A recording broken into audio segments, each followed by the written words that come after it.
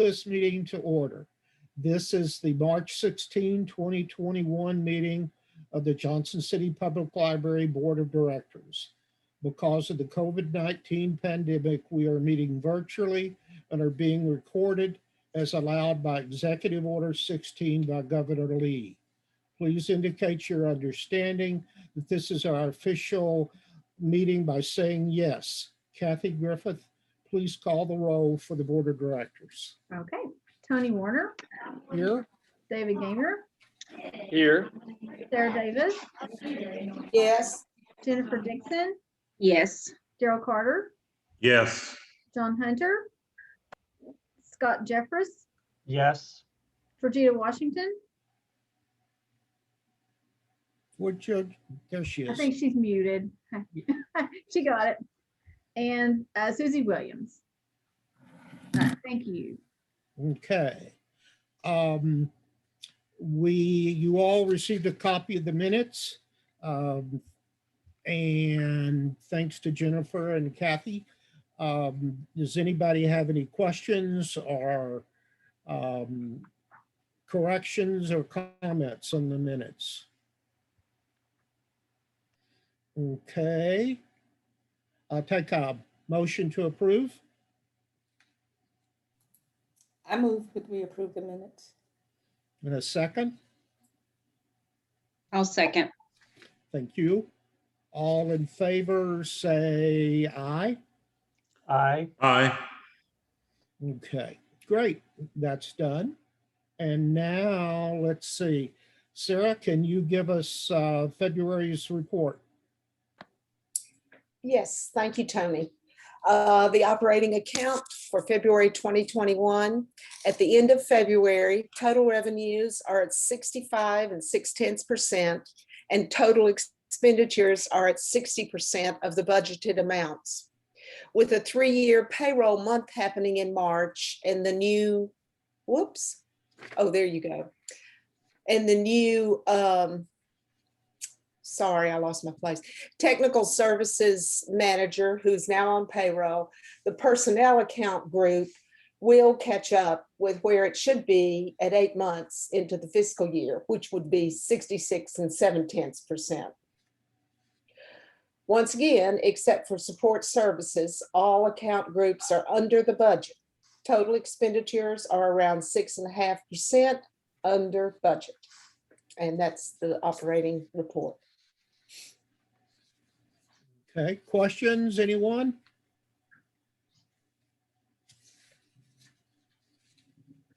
Okay, I'll take a motion to approve that report. David? Yeah, I'll motion to approve it. A second, please. I'll second. Okay, all in favor of accepting Sarah's report, please give us a big wave and an eye. Aye. Aye. Okay, and now the Imagination Library report. Okay. At the end of February, revenues are at 79% and expenditures are at 67% of the budgeted amounts. In February, we received our final allocation for this fiscal year from Washington County. By the library keeping their enrollments current, we are weathering $7,500 cut from Washington County. Currently, it is noted that 5,208 Washington County children are enrolled in the Imagination Library. That's that report. Okay. Questions, anyone? Comments?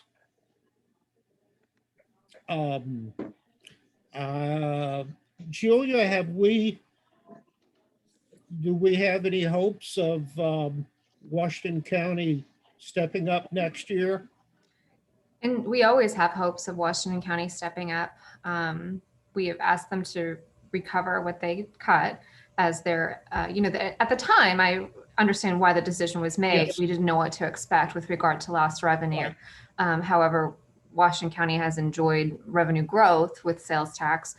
So we don't see any reason why the county wouldn't restore our funding. And in fact, we have decided to go ahead and ask the county for an increase for library funding as well, to accommodate for many years of no increase. So we're asking for that. Okay. I wonder, is there anything that we as board members can do? Is Susie here? I know Susie has a connection. Yeah. Yes, she does. Yes, if you have any connections on the county commission, it is helpful to speak with them about the library, and how, we are here for all of Washington County, even though we are the Johnson City Public Library. And if you'd like, I'd be happy to send you guys copies of the proposed budget that we sent to the county. It's a lot like the one we gave to the city, just a little bit different, because we kind of catered it through the lens of what the county might be interested in, but the goals are basically the same. With the county, we are focusing on workforce readiness, and using some of that revenue that we would get from them to help further expand our laptop circulation program that we started and make more trainings available on site for folks. So we do hope that they'll come through for us with that. So if you do have a relationship with the county commissioner, it's always helpful to advocate on behalf of the library. And if you want to know more, I would be happy to give you some talking points and share with you what we have sent to the county. Do you, in the stuff that you sent to the county, because I guess you can tie membership to addresses and whatnot. Are you able to pair that up somewhat? A little bit. We do have like a coding system for where people live within the area. And it's funny, 2 years ago, that was the approach that I took. Like, this is the per capita usage of the library, and it didn't manifest very well. So for whatever reason, but I thought that was a really interesting piece of data to have. So we've been encouraged to focus on workforce readiness in our advocacy with the county by one of the current commissioners. So that's kind of been the approach that we've taken, in addition to the services we already provide for everyone within Washington County. Thanks. Julia, go ahead with your report. Oh, okay. Do you need to? Has this been accepted already? I'm sorry. We need a motion in a second. Oh, and did approval we? for the I'm Imagination sorry. Library. Could we have a motion to accept the Imagination Library? So moved. I second. All right. All in favor, say aye. Aye. Aye. Opposed? Great, it is accepted. Julia. Oh, unmute. Okay. So this is just the basic circulation report for February. Again, we saw about a 40% decrease over last year, which has kind of been the trend throughout the year. A slight increase in digital circulation. I mentioned we've introduced Hoopla, which is going really well. I was speaking with a staff member about it earlier yesterday. And he was explaining how with that particular app, it's really easy to download movies and you can cast them onto your television. So if any of you use Chromecast, it's just something to keep in mind if you are one who likes to binge watch things, or sometimes when it's Saturday night and you're just not sure what you want to watch and there's no free content available on Netflix that looks good, give Hoopla a check to see, because it is pretty easy to operate. I hadn't tried that yet, so I'm really kind of excited to try. But overall, we can see our circulation is, digital has been the star, this bright spot of the year. 41% of our circulation is that digital content, adult 20, juvenile 35. And these breakdowns are a little bit atypical for our usage. Usually this time of year, adult and juvenile would be about the same, perhaps adult even higher. But again, I think it's heavily that digital influence. Usually digital checkouts are primarily adult content, not adult content, but books for adults. So it's not crazy to see that it's a little below juvenile, but juvenile's doing great with 35%. So happy to see that. Our famous Kathy Hall chart, again, that shows how beautifully Johnson City is performing with our colleague libraries. So happy for all of that. I'm going to stop my screen share so we can see each other again. Hi. But things are good. We, you know, I'm glad spring's here. I don't know about y'all, but it's been a long winter. So the warm days have been really great. The employee of the month for the month of February is our newest maintenance team member, Mr. Eric Green. He started over the summer, and it's like he's always been here. So he was nominated by his peers and gets to enjoy the beautiful staff parking spot now. So we're all really happy to have him on staff, and I hope he feels appreciated by his colleagues. We did have, shortly after our last meeting, like 5 minutes after, we were informed that the staff would be able to be inoculated if they choose to do so. So at this point, staff who've decided to take advantage of that opportunity most of them have had their first inoculation. So we are looking at another, inoculation number 2 sometime on or around. It looks like most people who have had it will have it around the 6th of April, kind of in that date range there. There's a little more of a spread right now. But we're just so happy that, the city manager and the county mayor were able to work for us and make sure that not just Johnson City Public Library, but Washington County Public Library staff have had the opportunity to be inoculated if that's something that they want. It gives us just incredible peace of mind as we look towards reopening the facility. So I'm happy for that. And I'm happy that we had many staff decide to go ahead and participate. So it's just wonderful all around for us here. But I think that's really, that's everything in a nutshell right now. We're really just focused on preparing the building for reopening and finalizing those plans and just, sprucing it all up, getting it together. So we're really excited. And it's funny because we have been kind of hoping that we could get this youth services renovation project kind of going before we reopen. And yesterday they started painting in the space. So I don't know if it's going to be done, but there will be some progress made towards that project. So Essex is really trying to come through and get it where it needs to be before we open. So when the kiddos come through, they will just be blown away by what that space looks like. You may have noticed if you've been downtown that there's a playground across the street from the library. That is not our playground. It is the city's playground, and it's not even officially opened. But as soon as they came, the city workers came and removed all of the orange guardrail tape stuff, it has been like a magnet for people in downtown. It's just crazy. So please, I encourage you, today it's overcast and it will be full of children. My kids have already come to it a couple of times and they love it. And it's really, just personally, I love being able to look out those big windows, see Buffalo Mountain, see King Commons, and then that playground just full of happy kids running around like little maniacs. But it's a cool playground. It's this natural adventure kind of theme. But if you watch kids play there, the star of the show is a hillside. For whatever reason, this AstroTurf hill is what they love. They just slide down it and then do King of the Mountains. I don't know. I'm not sure how long that AstroTurf is going to survive, John. You might need to talk with Phil and see if they can reinforce it somehow. But it's, well, actually, we had a meeting earlier today, an agenda review, and the topic was that the playground is going to do so much for participation in the library that we might as well just take it out of the library budget. That's a terrible idea, John.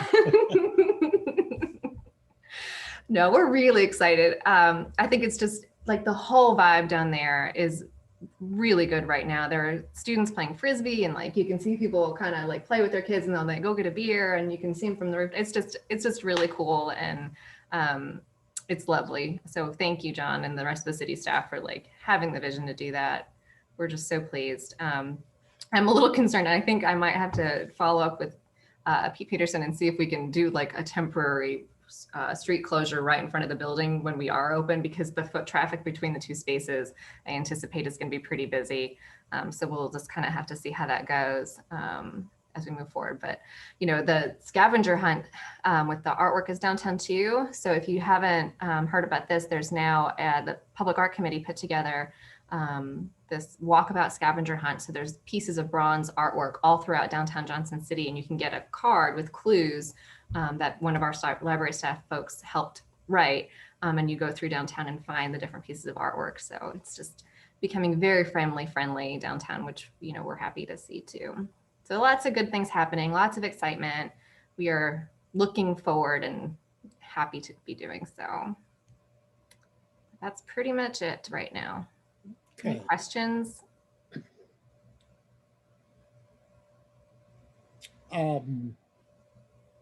Okay. Well, I'll go ahead with my comments. Number one, as I mentioned, I got my picture taken yesterday, and I was able to sneak around and see some of the buildings and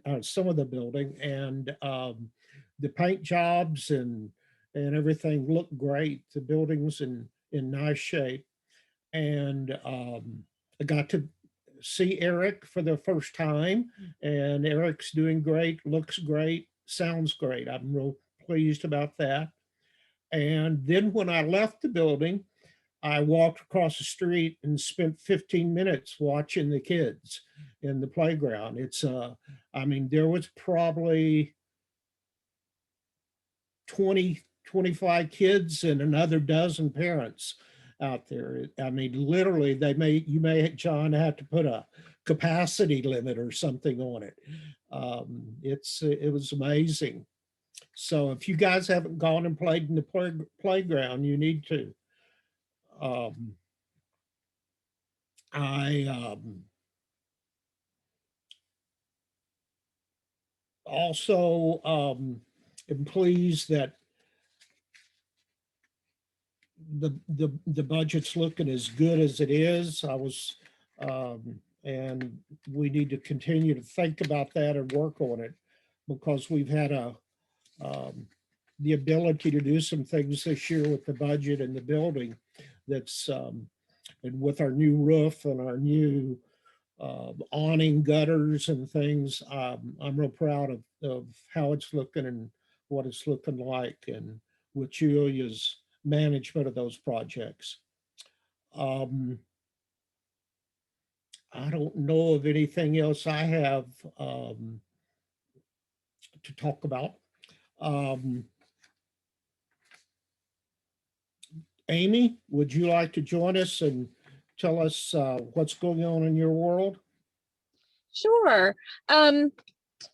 First of all, one thing that I sent an email out today about that we're excited to be part of, there is a grant for building permanent story walks. I know a lot of libraries have been working on those throughout the pandemic, and they're neat little outdoor installations that can be changed, but with different stories for the kids to read and follow along with. And we are part of a grant that can help the libraries get some money to help pay for these installations. So if I sent the information to Julia, it was probably this afternoon sometime. And if that is something that is of interest to you and you have any questions, please let me know. I'll be glad to give you more information on that if you need it. The only other thing I really want to mention right now is there's some legislation pending in Nashville that has to do with the regional library boards, not the regional library, but the regional library boards. And what that has to do with is they're proposing elimination of those boards. Now, the reason for that is the boards, when they were originally created, had a completely different purpose than they do now. And those boards are part of state law currently. It used to be that the regional library was a standalone library, just like all of you all, and we had a governing board to manage us. And when the regions fell under the auspices of the Secretary of State, that need for a governing library board went away. As a matter of fact, a lot of the duties that are still listed, even in the current law as it stands, are things that that the regional library boards really don't have any ability to be a part of. Like one of them is hiring and firing of the regional library director. And that is something that is done entirely by Secretary Hargett and the state librarian. So, things like that have changed over time. And this, and it was just the legislation was outdated and not necessary. And what we're hoping to do instead, we're kind of waiting to see. This is all still pending pending legislation, and we're waiting to see how it pans out. If they do in fact vote to eliminate the regional library boards, what we are wanting to do, the regional directors, what we have suggested is to create another group, be it of library board chairs, just a trustee from each library board. We're not sure how that will look, but to have that kind of a group to get together once or twice a year and network and maybe have some training, things like that. So we're really not sure what that picture will look like if this legislation passes, but that is something that we will most likely be reaching to you for input on. But we wanted to make everybody aware that this legislation is out there. It is in committee right now. Last I saw it, still in committee and working through that process. But beyond that, that's all I really know about it. And we're just kind of playing the waiting game to see how we move forward. The region boards have been wonderful for years, and we really appreciate all the work they've done and all the support they've given Tennessee libraries, all the support they have given you all in the local libraries. And this isn't a punishment or taking away of the job per se. We're hoping that everyone who is a part of the regional board now will either remain part of the library board or become part of the library board when an opening happens. But this is more just to clarify what is happening at the state level.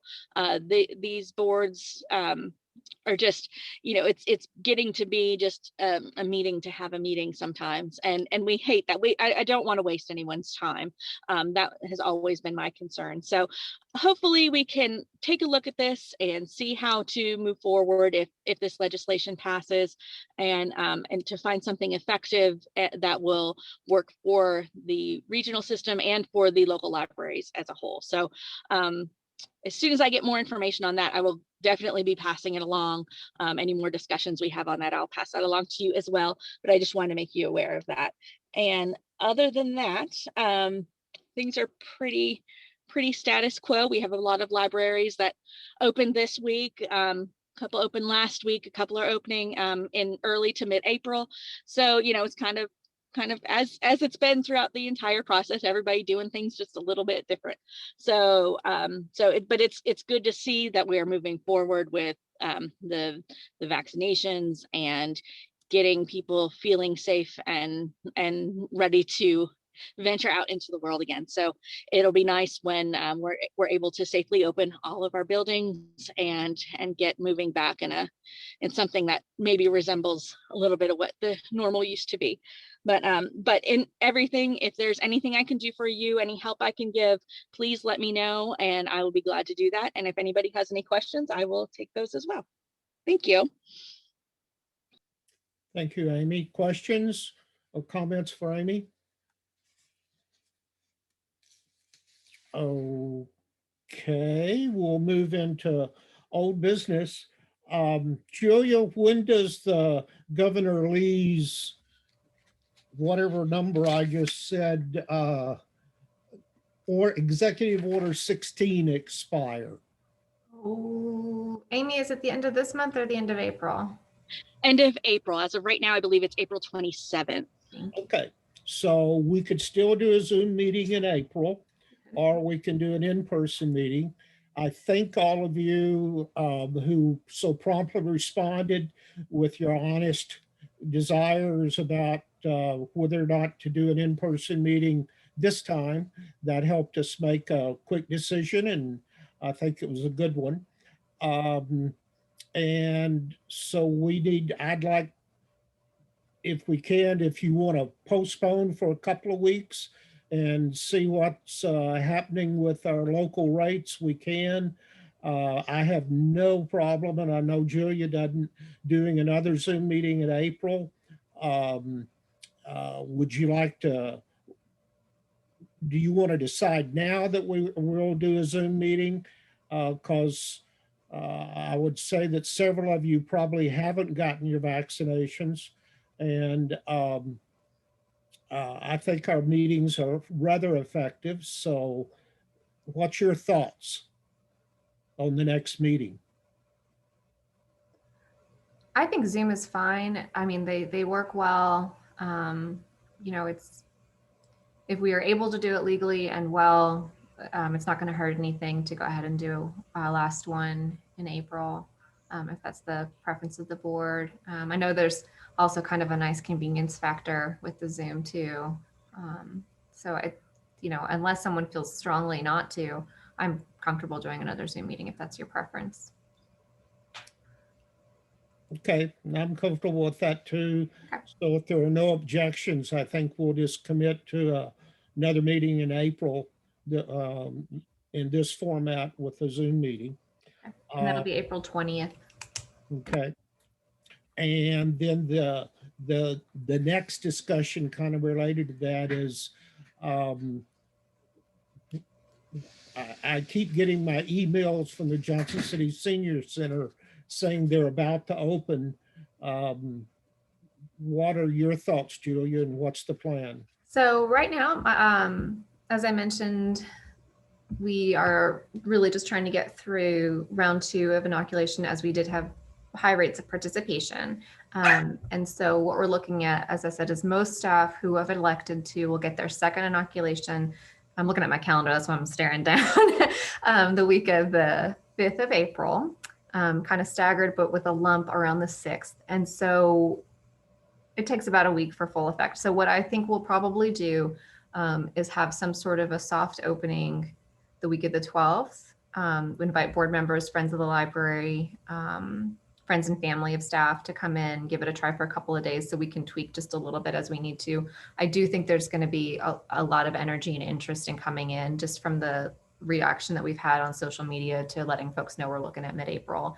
And then I think we can plan to reopen as we plan in our next reopening phase of our plan, probably on April the 19th is kind of what I'm looking at. Julia, the CDC recommendations are 2 weeks after the last. Is that for Moderna or for Pfizer? For both of those, I believe. Okay. I was under the Maybe. impression it was a week for Pfizer. The information we got was 2 I'll weeks not- for Okay. Pfizer. And I'll double check on that. And again, Okay. we also didn't have full inoculation of staff. So I don't want that to be the only deciding factor. They'll be pretty close, and we will still, of course, be requiring masks of all people and doing social distancing. But that's the plan that I had. If you think that that's too ambitious, Georgita, you have a much more medical brain than I do. It looks like it is 2 weeks for Pfizer. So again, so if you guys think that it's better to look at the week of the 26th as opposed to the 19th, that's okay. I'm just saying, if you're going to use the vaccine as a guideline, you need to take full advantage of the CDC recommendations. So part of the vaccination, it's not so much that I worry tremendously, and I want people to be inoculated and safe, but we are concerned about if folks have an adverse reaction and can't come to work. So staffing the week of the 5th and 6th is going to be really tricky, which is why we thought about doing a soft opening the week of the 12th, if that makes sense. Because that week of the 5th, we have staggered inoculations, and some people, it takes a while, and some people aren't feeling well afterwards. And so I just don't want to try to worry about having the facility opening. The following week, we thought with the soft opening, the week of the 12th, 13th, 14th, somewhere in there with those days, it'll just kind of give us practice to work out some kinks, which is why then we looked at the 19th, which is will be 2 weeks for some people, just not everyone. Okay. Does that make sense? Mhm. Okay.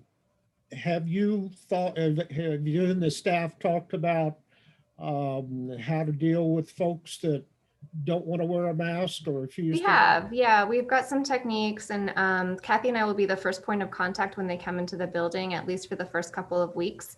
And we have a rat card that we're going to give them explaining what the facility is available for and what the expectation is while they're on site with regard to masking and social distancing.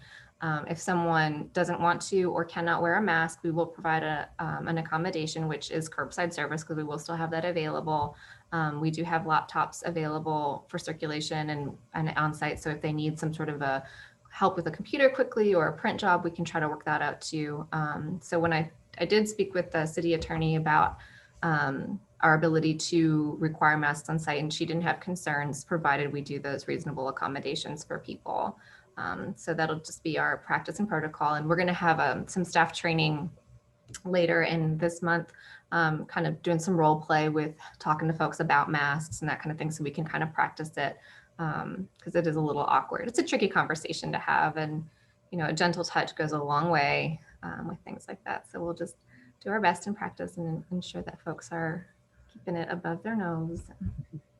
So you will send a letter or an email to us and the other group, the friends and those folks, with dates and kind of expectations? I will. And part of the reason I'm hesitant to say, and even now, I have trepidation about saying with certainty on April 19th, because we do have, cases are still, they're looking very good. And I know staff are supposed to be inoculated, those who decided to, many of them that week. But with regard to the soft opening in particular, if we have a lot of people who have a couple of really rough days, we may not be ready for a soft opening until the 15th, but it could be the 14th. So, that kind of stuff I'll firm up, and we're going to condense it too. I'd like maybe just do 2 days that week to try, so that we have a better, it creates a better illusion of more people in the building at once for us.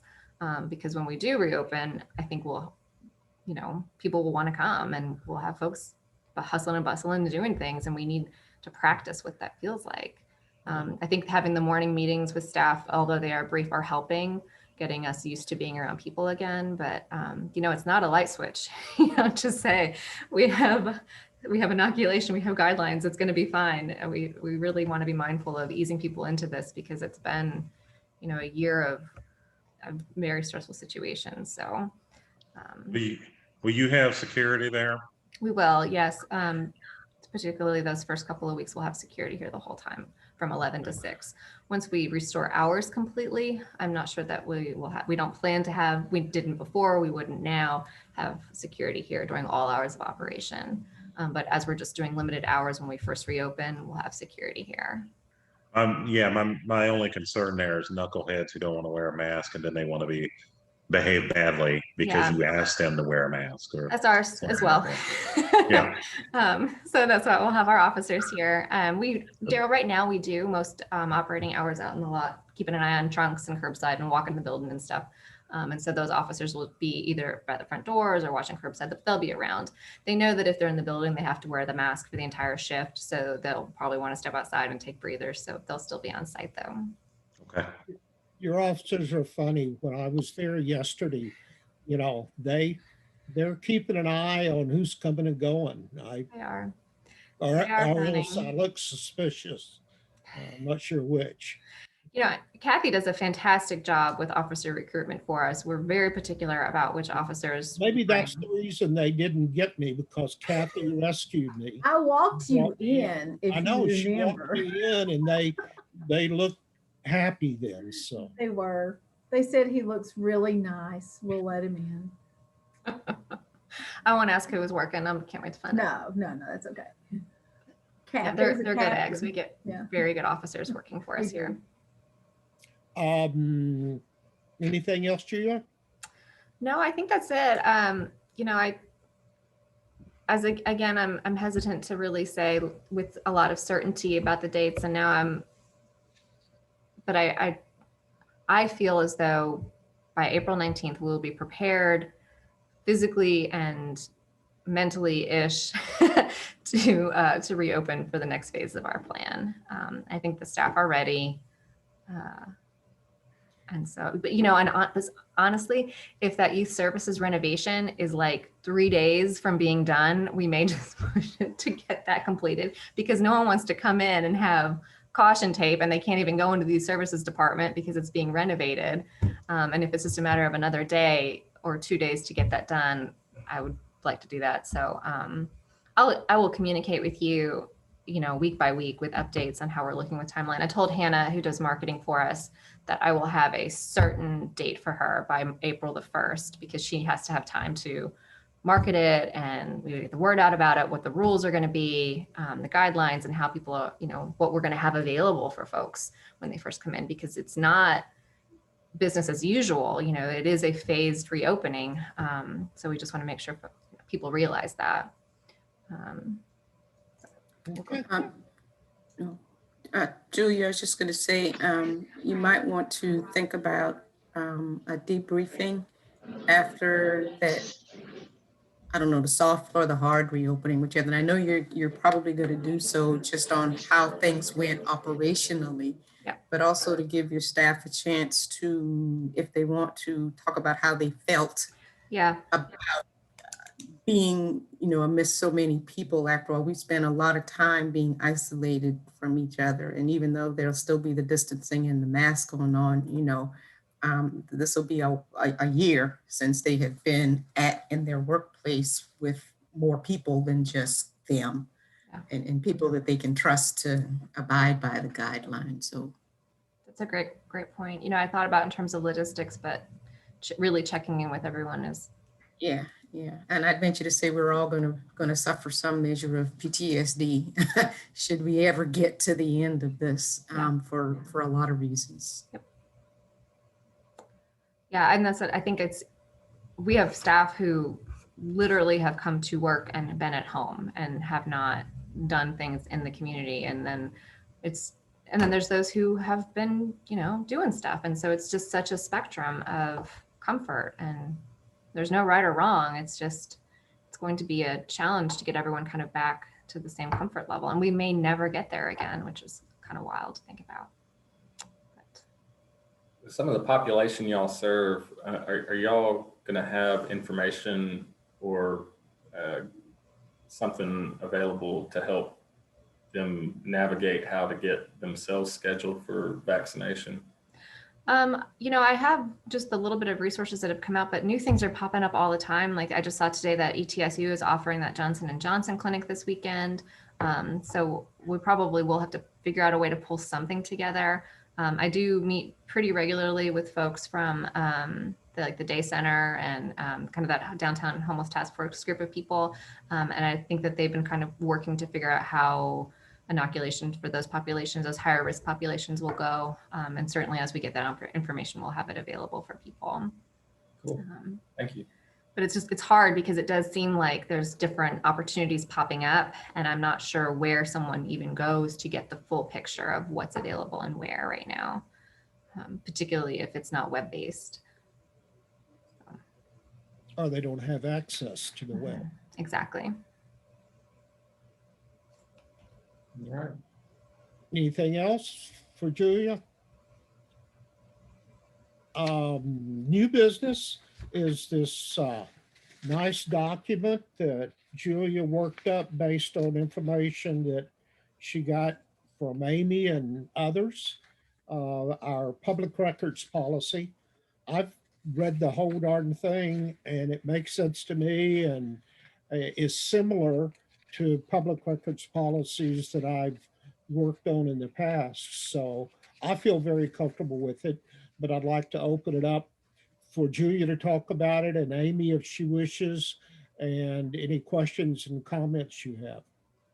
Sure. So this was something that was presented to us through Amy, through the regional office, and the Secretary of State's office had asked that public libraries, if they don't have one already, or really I think probably any state agency, if they don't already have a policy in place, to adopt one. And they gave us this beautifully written and legal jargoned policy to use here, I was telling Tony, my first reaction was, well, it's a state law and we would never violate an open record law. So we really need a procedure, not a policy.